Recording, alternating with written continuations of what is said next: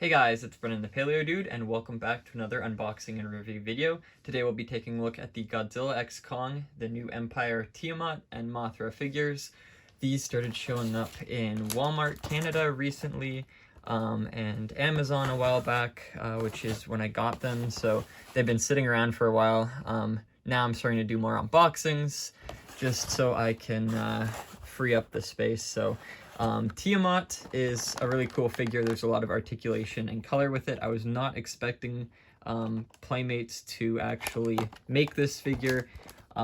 Recently, they've made a announcement, or I guess a leak, that there is another of Kong's species coming out as a figure. I think they called it One Eye or something. And then there's another figure, that eel thing that Kong has to fight in the Hollow Earth. I can't remember what it's called, something Viper, but that's another exciting release. But these two figures are more main monsters, of course. They, I guess, played a bigger role. Mothra more than Tiamat, but Mothra has been a figure that should have been made a while ago. I'm glad they're finally getting on top of that. It's pretty exciting to see her in this scale as well. And hopefully this means that down the road they'll also be making Rodan. I would love to see a Monsterverse Playmates Rodan made, but yeah, so let's dig into these figures. I eventually need to pick up the Ghidorah, even though it's horribly out of scale.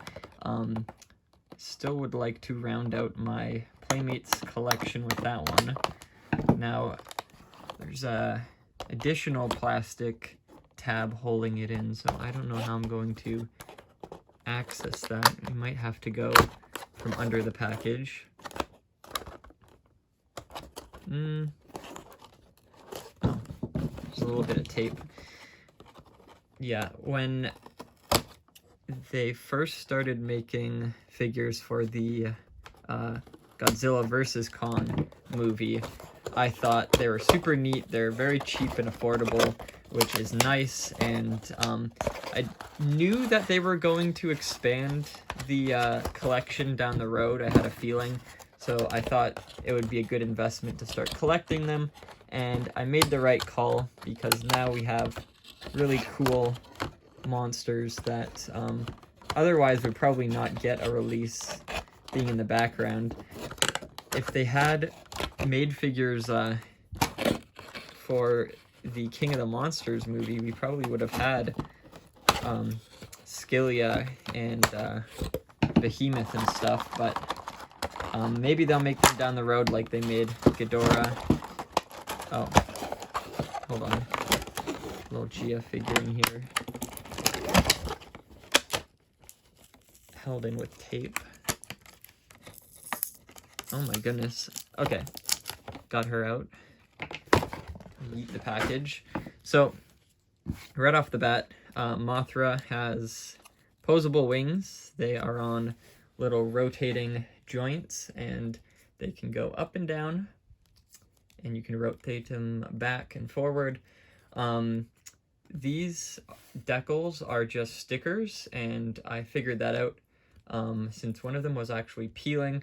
You can see there's some bubbles in them and creases. So if you are getting Mothra, if you can, look for one in stores so you can make sure that the wings haven't been creased or folded. The ones that I've been seeing in Walmart have big lines running down them, like kids will just grab this and bend it and then it'll crease the sticker. Mine had a little bit of peeling on one of these, but I stuck it back down, so it's not that noticeable. The wings are a little bit warped. You can see one is bent kinda and one's more straight, so I'll probably have to put like a book or something on that, straighten it out if it's that big of an issue. Yeah, there's it from the front. The stickers are really nice. I don't mind. Definitely better than just painting the wings, because you can get all the vibrant details in, and probably would have not looked too good if they just did the spray paint that they add to the figures. And the figure itself is pretty detailed for what it is. There's some paint details on the tips of the legs and the face, and some little joint details on the legs. But overall, the actual body of Mothra is completely tiny, and it doesn't really stand unless you position the wings straight upwards, which is kind of weird, but it doesn't look terrible. Maybe if you position these forward? No. Okay. Well, anyways, Mothra is pretty neat. There's a tiny little Gia figure painted decently. I've seen better paint jobs, but this is a really tiny figure, smaller than the human figures that we see in the Mattel and Jurassic lineup, so it's not terrible. The Tiamat figure, which might be more of a hassle to get out, comes with a little submarine, which is super neat. There's 2 more plastic tabs holding it in. Don't know how to get at those without damaging the figure. I'll just rip the whole plastic out and we'll go from the back. So here's the submarine. It's just straight black, torpedo shaped, and has some little details, lines, and a propeller in the back. So that's a pretty neat little additional item. And we'll try and cut this. I should have got beefier scissors, honestly. It's one. One more. This is probably the coolest figure, in my opinion.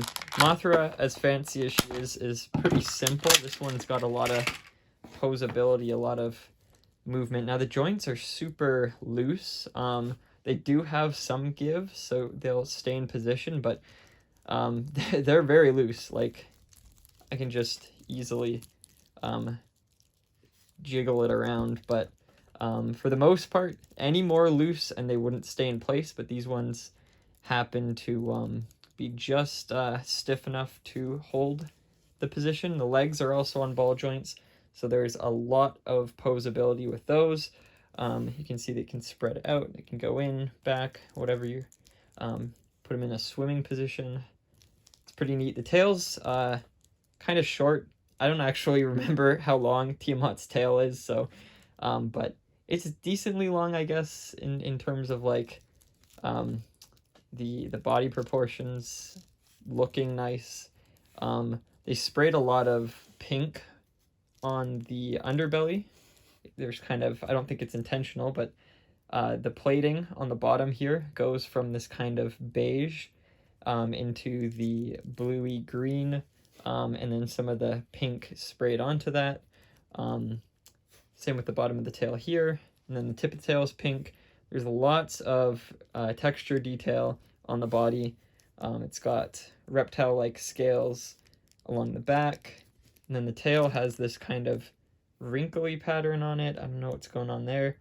And the legs are very short, very stubby.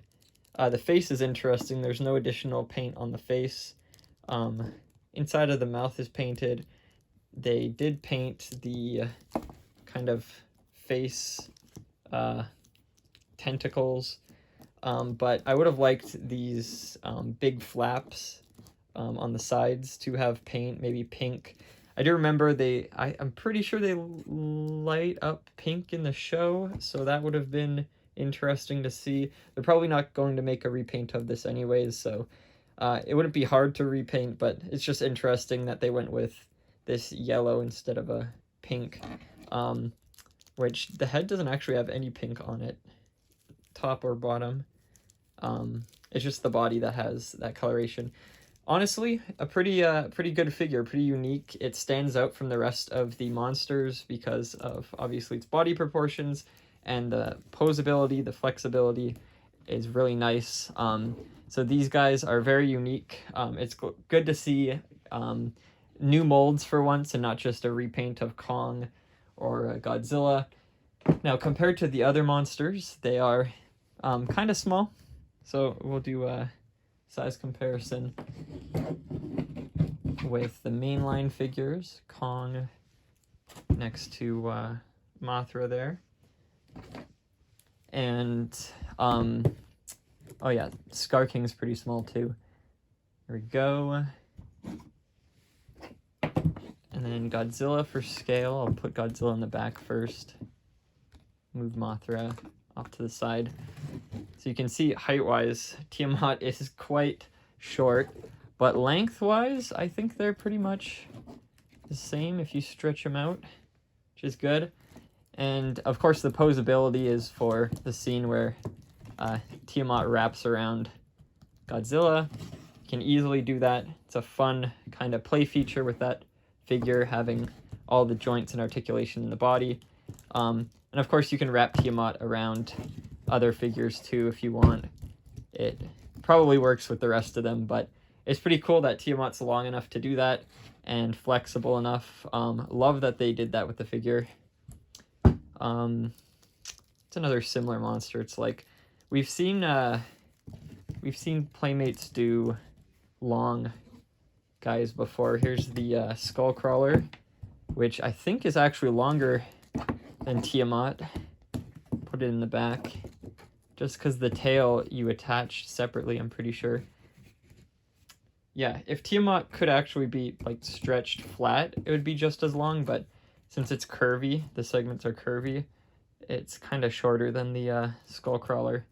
It's very interesting to see them side by side.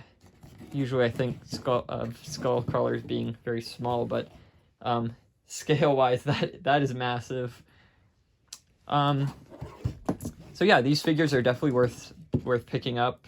I'm pretty sure they've been kind of elusive in some stores, but from what I've seen here in Canada, they have been hitting Walmarts. If you're a collector up here, be sure to check them out before they sell out, just in case. And they definitely fit well with the rest of the figures scale-wise in the Playmates collection and lineup. And I'm pretty excited to get the next two figures that are coming out, the One Eye and the Water Viper thing. Here, I'll put little Suko in there too. Hold on. There's one more guy I'm missing, Doug. Yeah, so that's my collection so far. Still need to pick up the Ghidorah figure and then those two more that are on their way. But I'm glad that I was able to track these down on Amazon a while ago before they came out, because I was afraid that they wouldn't come out in stores, but it looks like they are. From the sounds of it, they're pretty rare in the States, but let me know if you've seen them in the comments down below. And if you want to see more unboxing videos, I mostly do Jurassic videos, but I've done other unboxings of these figures in the past, and I will be doing them in the future. So subscribe if you want to see that, and I'll see you all in the next video. Bye-bye.